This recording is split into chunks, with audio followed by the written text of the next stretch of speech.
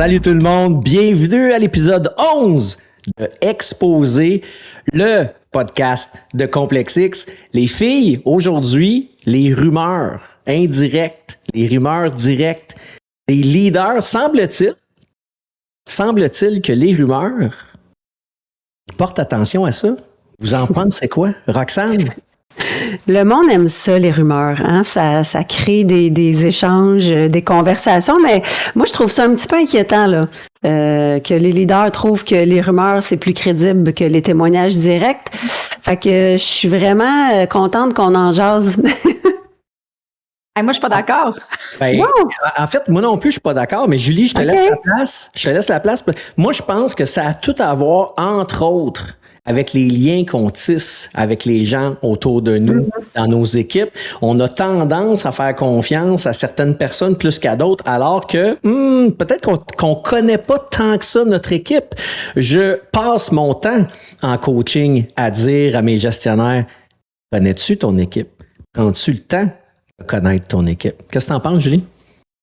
Hey, moi, je pense que le bruit informel est super important. Il y a plein de choses qui se disent dans les corridors, qui se disent pas dans le bureau du leader, justement. Puis oui, tu as raison, là, la relation de proximité fait en sorte qu'on va avoir peut-être des informations VIP qu'on n'aurait pas. Tu sais, si on a une relation de proximité avec les gens qui sont, tu sais, qui est vraiment bonne. Mais je pense qu'il y a quand même des choses qui valent la peine d'être entendues dans ce qui se passe dans les corridors, parce que, comme on dit souvent, il y a des choses qui se disent, puis après ça, des choses qui se vivent. Fait que, puis quand ça circule dans le bruit en arrière, ben c'est souvent dans comment le vivre, comment c'est vécu. Puis comme je dis, ben du monde qui n'ont pas le courage de dire certaines choses en pleine face. Fait que certainement, je pense qu'il y a une valeur, pas à tout. Tu sais, je pense que faut pas se fier, faut pas prendre ça pour du cash, puis dire que c'est 100% la vérité. Mais je pense qu'il y a toujours une part de vérité, ou du moins une part de vérité dans qu'est-ce qui est perçu comme étant la vérité. T'sais, parce que c'est toujours une rumeur, là. C'est pas fondé, mais il y a quelque chose en arrière de ça qui est intéressant. Mais oui, ouais. Ouais, vas-y.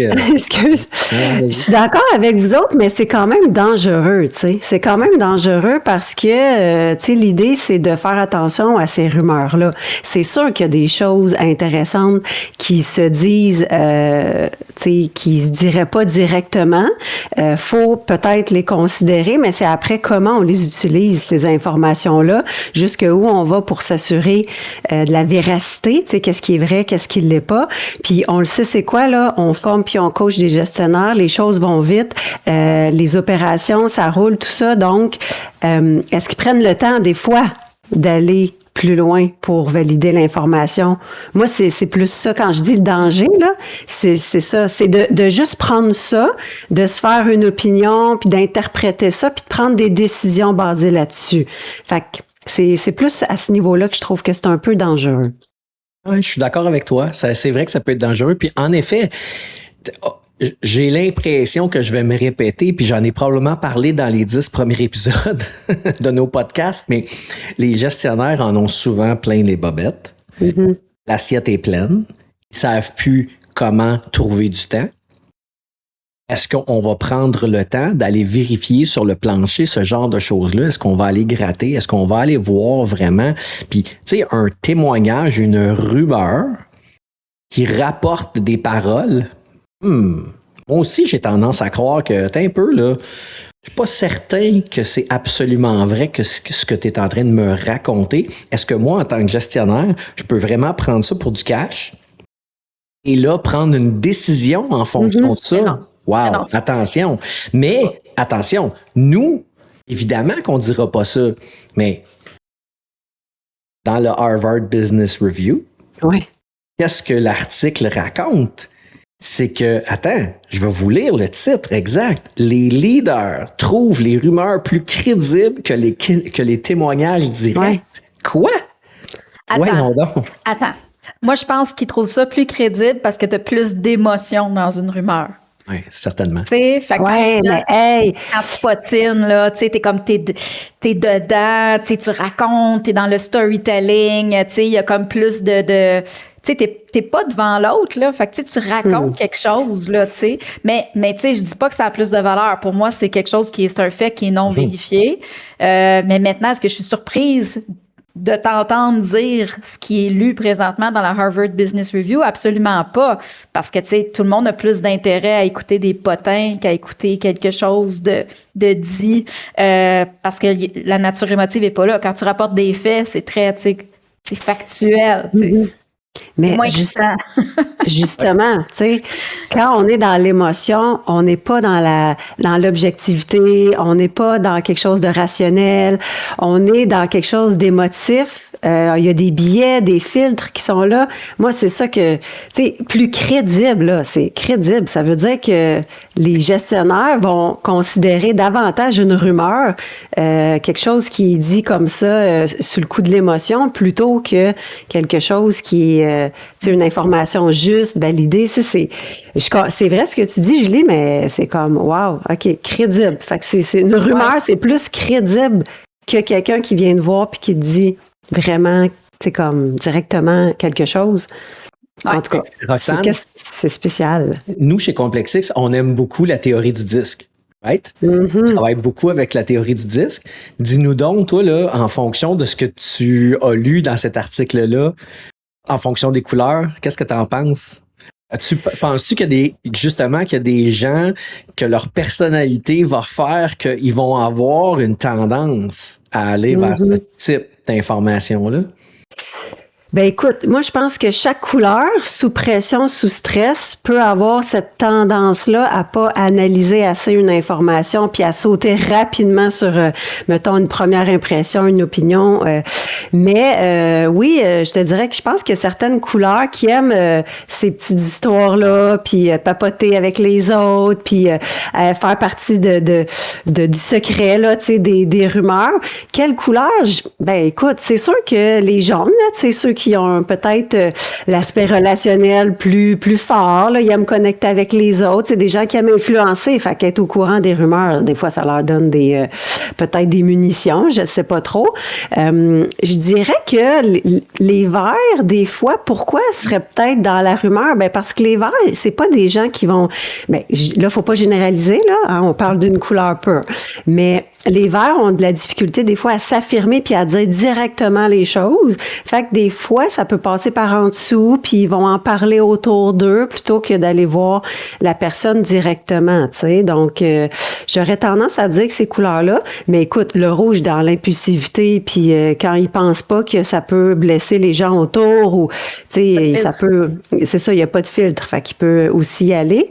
Puis le bleu, ben vous diriez quoi par rapport au bleu? Tu sais, celui qui est très conformiste, il suit les règles, il ferait tout ça aussi, tu sais. Puis lui, il est très analytique d'habitude. Fait. Moi, je dirais que si c'est pour lui donner raison, oui. Parce qu'il veut absolument, tu sais, avoir raison, puis il est perfectionniste, le bleu fort. Donc, moi, je pense que si c'est pour prouver son point, il va aller chercher des alliances de cette façon. Moi, j'aurais eu tendance à dire aussi, tu sais, to protect his turf, son corps est stable, tu sais. Ça, c'est souvent, je pense que oui. Ouais. Mais tu sais, il veut pas être critiqué, puis il veut pas être remis en question. Fait que tu sais, mais de toute façon, on s'entend là tous les styles, éventuellement. Ben, l'humain de façon générale. Puis, tu sais, on n'est pas juste une seule couleur. Mais, tu sais, je trouvais ça spécial, cet article-là, parce qu'on le sait, là, nous autres, puis pas juste nous autres, là, mais que les émotions, tu sais, 95% de nos décisions sont influencées par les émotions. Puis on sait que les émotions, ça nous amène dans une zone qui est pas rationnelle. Donc, tu sais, pour moi, tu sais, on parlait justement pourquoi peut-être qu'ils se fient plus sur la rumeur, puis que c'est plus crédible pour eux, ben parce qu'il y a de l'émotion, puis tout ça. Fait que pour moi, c'est comme contradictoire. On dirait, je trouve ça spécial, tu sais, cette étude-là qui démontre ça, parce que pour moi, dans ma compréhension avec, tu sais, mes connaissances, c'est l'inverse. J'aurais tendance à penser l'inverse. Quand les choses sont dites comme ça, sur le coup de l'émotion, avec, je sais pas, je sais mais pas.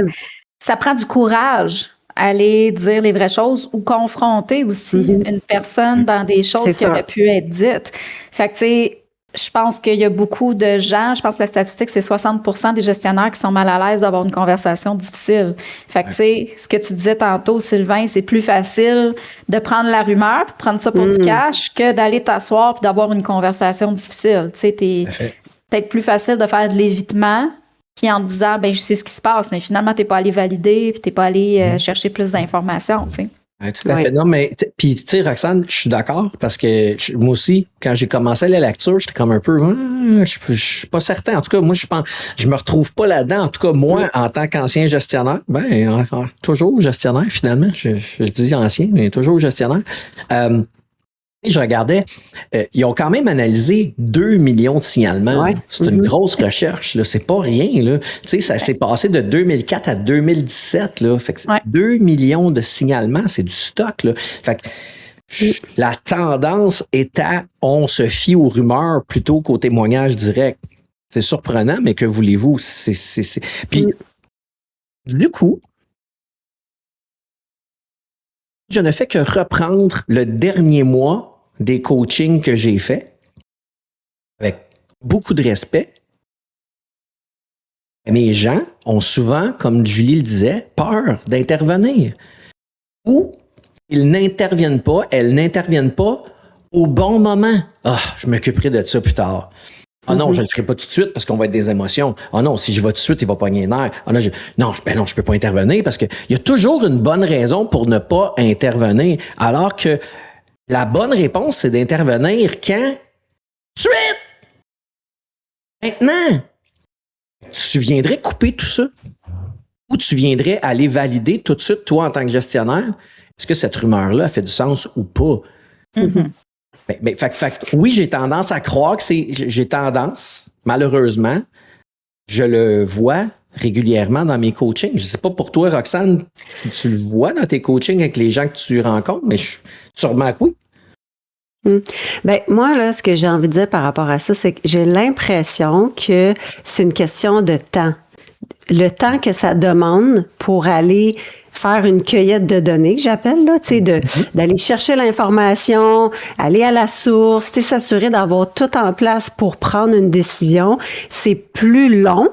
En tout cas, tu sais, ça demande du temps, de l'énergie, plutôt que juste de prendre ce qui est là, les oui-dire, ce qu'on voit, ce qu'on entend de part et d'autre, puis partir avec ça, puis planifier mon intervention de cette façon-là. Je suis d'accord avec toi, mais c'est que... Puis, je suis d'accord, mais quand tu fais pas ça, c'est ta crédibilité qui prend le bord. Mais non, je sais. C'est sûr.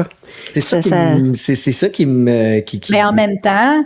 Tu sais, si on est pour prendre action sur chaque rumeur, on est aussi bien de se mettre un chapeau de psychologue puis de rester 24/7. En fait, moi, Julie, je dis pas je m'excuse, là, les filles, mais Colin, ça vient me chercher. C'est pas de prendre action sur chacune des rumeurs. Non. C'est simplement être connecté à ton équipe, connaître ton monde. Le gars qui vient te voir à tous les jours pour te raconter des âneries, tu sais qu'il te raconte des âneries. La personne qui vient te voir une fois ou 2 semaines pour te dire « Hey, boss, je pense que... c'est pas nécessairement vrai, mais peut-être que tu n'es plus à l'écoute. Peut-être que tu fais « Oh, un instant, habituellement, cette personne me donne de l'information qui a du sens, alors que l'autre passe son temps à se plaindre. Puis là, là, on survole. C'est bien plus compliqué que ça, là. Ça s'arrête pas là. Mais est-ce que tu dirais, Sylvain, que chaque rumeur a minimalement un fond de vérité? J'imagine que oui, mais le fond de vérité, c'est le tien. C'est pas nécessairement la vérité. Ah non, c'est un fond de vérité. C'est une perception. Ouais. Non, ben c'est ça. Ben, moi, je dirais pas que chaque rumeur a un fond de vérité. Je dis que chaque rumeur amène un symptôme de quelque chose. Pour moi, c'est plus ça. J'aime ça. C'est parce que ça part d'où, là? Il y a une raison. Il y a une raison, il y a une cause, il y a quelque chose. Mais pas sur la rumeur en tant que telle. Plus sur, OK, comment ça, là, que ça sort ça? Puis qu'est-ce qui s'est passé? Puis pourquoi tout d'un coup, là, on voit justement qu'est-ce qui se passe, là, cette dynamique-là? Moi, ça serait plus ça. C'est symptomatique de quelque chose, puis ça me donne envie d'aller creuser un petit peu plus loin. Puis comme tu disais, Julie, non, le but à travers, en tout cas, ce de quoi on parle, pour moi, c'est pas de s'arrêter à chaque rumeur pour essayer. Mais de pas prendre juste ces rumeurs-là pour prendre mes décisions. Moi, c'est... Non, ça, c'est certain. Mais tu sais, je suis sûre que ça vous est déjà arrivé, mais tu sais, j'en ai géré des employés pendant des années, des dizaines d'années, puis je veux dire, souvent, quand j'allais confronter par rapport à une rumeur, justement, bon, je m'assois, je confronte, ben là, non, il n'y en a pas de problème. Il y a rien. Exact. Fait que quand on dit que les leaders se fient sur qu'est-ce qui se passe, qu'est-ce qui est entendu, vous l'avez vécu, là, on assoit quelqu'un en avant de nous, puis il n'y a pas de problème. Non, tout est beau. Je sais pas de quoi tu parles. Fait que, tu sais, il n'y a pas de... Fait que, tu sais, ce bruit-là de corridor, il est important parce que ça vient nous donner un pouls sur qu'est-ce qui se passe en réalité, parce que bien des fois, tu sais, on parle des gestionnaires qui confrontent pas, mais les employés parlent pas aussi quand ils sont assis devant la bonne personne à qui l'information devrait être donnée. Tu sais, ça sert à rien de la donner à tout le monde dans la compagnie, là, tu sais, c'est sur la personne qui peut agir dessus. Puis là, tout à coup, on manque de courage, puis on dit pas les choses. Tu sais, fait que là, tu sors, puis ta rumeur est non fondée. Ben, en fait, ta rumeur est peut-être fondée, mais il n'y a rien de plus qui va sortir, tu sais, dans la conversation dans laquelle tu vas aller confronter. Fait que je comprends la statistique quand même. Hey, les filles, j'ai goût de prendre juste quelques instants parce que le 6 mai, ça s'en vient. Ça s'en vient rapidement. Et le 6 mai, c'est une journée super importante chez Complexix parce que c'est le 2e sommet leadership au féminin. C'est gratis. C'était virtuel. On va prendre une pause. On va regarder la prochaine bande-annonce. Merveilleux. Fait que vous recommencez quand vous voulez à partir de maintenant. Hey, on peut-tu dire ça gratis? Moi, je pense qu'on peut dire gratis. Le monde aime ça quand c'est gratis. Hey, quand c'est gratis. On aime les choses gratis. Tu sais quoi, parce que le monde aime encore plus? Il aime quand c'est gratis. Il aime ça quand c'est complexe X. Exactement. Hey, on a énormément... On va revenir à notre sujet, mais je veux quand même le dire. On a beaucoup de succès avec nos masterclass. Les gens adorent nos masterclass. C'est sûr que les gens vont adorer notre sommet du leadership au féminin. On a vraiment un programme extraordinaire à leur présenter. Fait que j'espère que les gens vont être là en grand nombre. D'ailleurs, on a déjà au-dessus de 250, 300 inscriptions, je pense. Donc, c'est vraiment très, très cool. Bref, les rumeurs. Oui, avant qu'on parte à notre petite pause, j'avais envie de rebondir sur ce que Julie elle disait, puis ce qu'on dit depuis le début, que des fois, les gens ont de la difficulté, des craintes à venir nommer des choses, à venir communiquer peut-être avec leur gestionnaire. Puis je sais pas vous autres, là, mais moi, quand j'entends ça chez un gestionnaire ou une équipe de direction, ça vient tout le temps un peu me chercher, où je trouve que c'est symptomatique de quelque chose. Quand une équipe te dit, nos employés, ils viennent pas vers nous, tu sais, ils nous disent pas tout. Moi, je trouve ça un peu inquiétant, tu sais. Je sais pas, vous autres. Hey, oui, c'est inquiétant. Oui, puis non. Tu sais, si on revient sur les types de personnalités, là, il y en a qui vont préférer garder le silence, être un peu plus passif-agressif, faire passer des messages par la bande. Fait que, tu sais, moi, j'ai toujours été très proche de mes employés dans tous les postes que j'ai occupés. Ça m'avait même été reproché à une certaine époque que j'étais trop présente pour mes employés. Fait que, tu sais, je peux dire... puis vous pouvez confirmer, je suis une personne de proximité. Mais je veux dire, ça m'est arrivé là, que le monde ne vienne pas m'en parler, puis qui tu sais, ça jase par les bandes, puis que j'attrape ça au vol. Après ça, c'est qu'est-ce que tu fais avec. Mais tu sais, je peux quand même dire, puis je suis confiante là-dedans, que j'ai toujours été proche de mon monde. Ça ne veut pas dire que le monde, eux autres, sont confortables de venir parler de ces sujets-là, parce que des fois, ça touche à leur bobo, à des blessures qu'ils ont, à des perceptions qu'elles ont. Fait que, tu sais, c'est comme, OK, je vais laisser faire, mais je vais continuer par la bande de raconter des histoires. Tu sais, on le vit, là.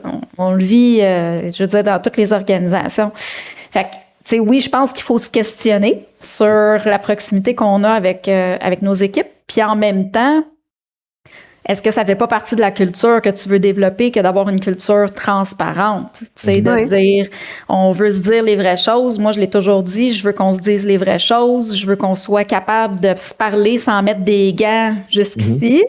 Mais je sais que ça surprend des personnes. Puis, tu sais, moi, je le dis tout le temps quand on intègre quelqu'un dans notre équipe chez Complexix, ici, on veut une culture transparente. Puis, tu sais, on travaille fort pour que ça se fasse, mais malgré ça, il y a des gens qui parlent pas quand il y a des choses. Puis, tu sais, on va devoir les travailler longtemps. Fait que, tu sais, je pense que c'est une responsabilité commune. Puis, tu sais, c'est quelque chose d'humain. Puis, tu sais, si vous avez lu le livre de Lencioni, là, avec les 5 dysfonctions d'une équipe, tu sais, on tombe là aussi, là, tu sais. Ah oui, puis on veut tendre à ça de toute façon. C'est la pyramide de Lencioni. Moi, je trouve que c'est un des très bons outils pour justement être capable d'amener une équipe à être vraiment soudée, là. Fait que je trouve ça très intéressant.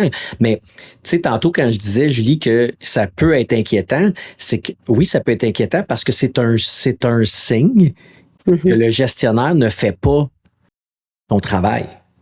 Moi, je comprends que les gens n'auront pas toujours propension à venir vers nous puis à tout nous raconter. Je pense que c'est tout à fait normal. Puis tu as raison, il y a des blessures qui sont certainement parfois trop profondes ou que tu veux pas partager. Ou ça me va. Mais pour moi, une des choses les plus importantes quand tu es un gestionnaire, c'est d'avoir justement cette proximité-là. Je l'avais moi aussi avec mes gens.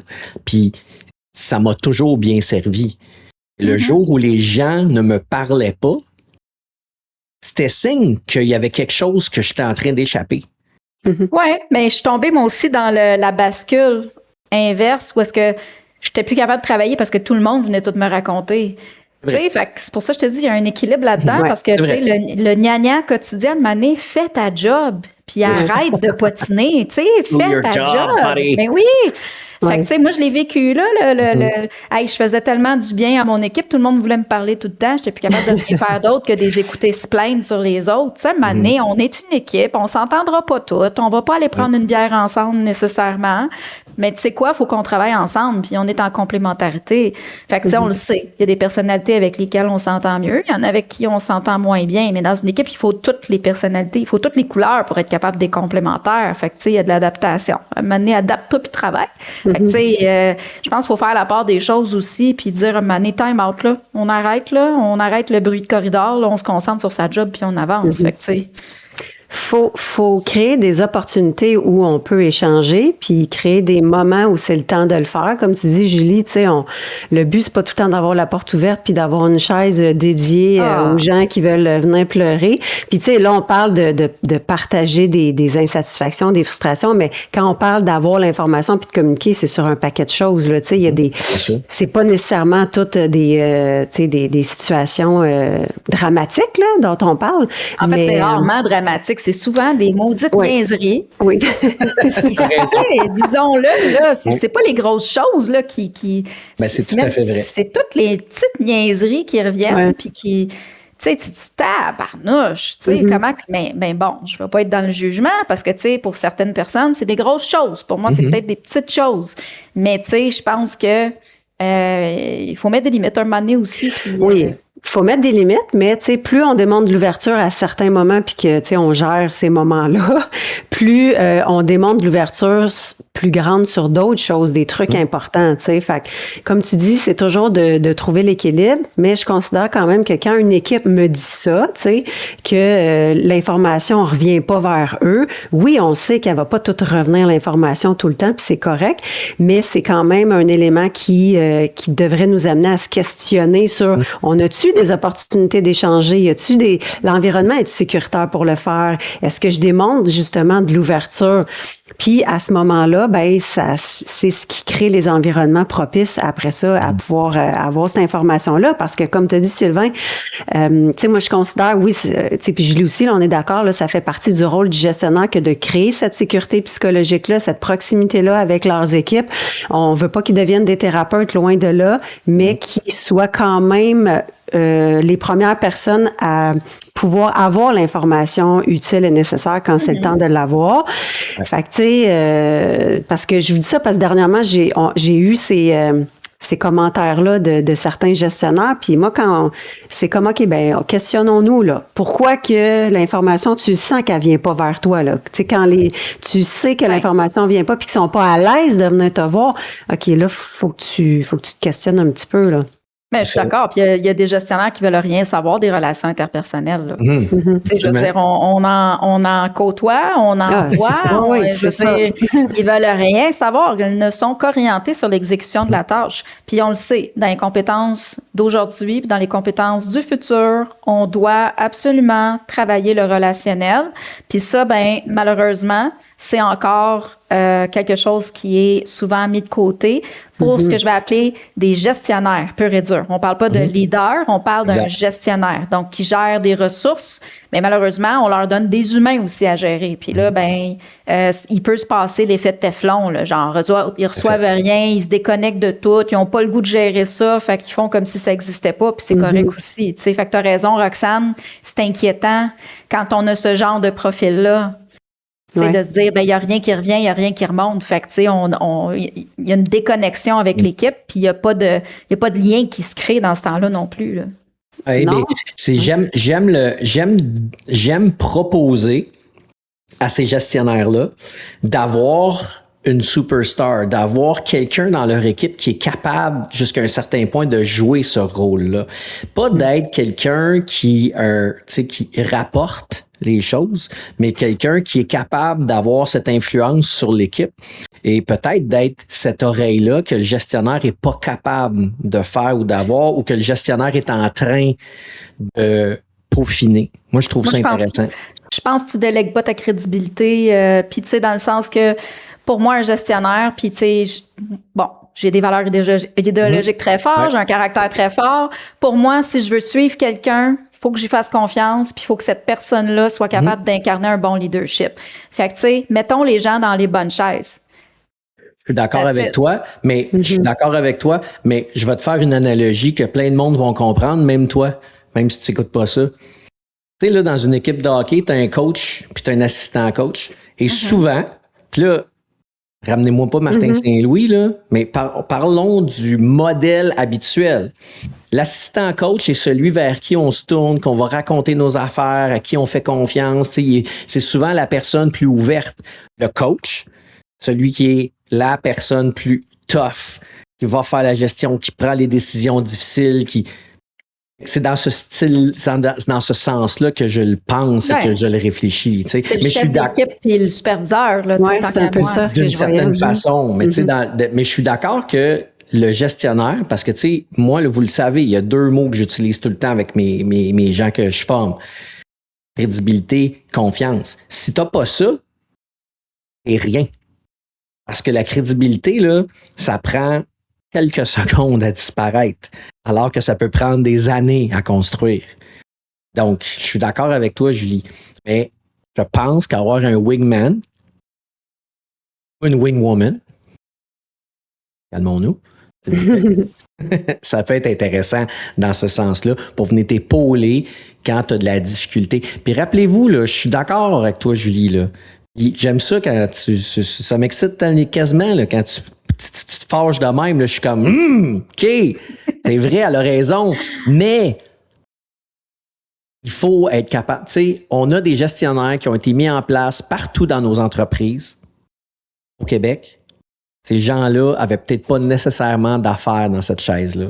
C'est clair. Aujourd'hui, ces gens-là, ils gèrent comme ils peuvent. Ils se trouvent après ça, tu te demandes pourquoi il y a autant de statistiques qui se trouvent au bruit de corridor. Tu sais, je veux dire, si on fait des corrélations entre tout ça, ça fait des gens, tu sais, qui veulent pas nécessairement gérer ça, qui laissent le bruit aller, qui interviennent pas, qui sont mal à l'aise avec les conversations difficiles, qui n'ont pas de courage managérial. Tu sais, fait que oui, probablement que 50% des personnes qui sont en poste de gestion n'ont pas les habiletés relationnelles nécessaires pour gérer tout ça.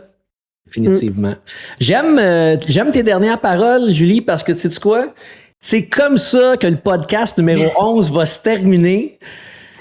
Merci les filles pour cet échange. J'ai vraiment apprécié. Merci à vous. On se revoit très bientôt tout le monde pour un prochain podcast, le podcast numéro 12, Se poser avec Complexe X. Ciao, ciao. Salut!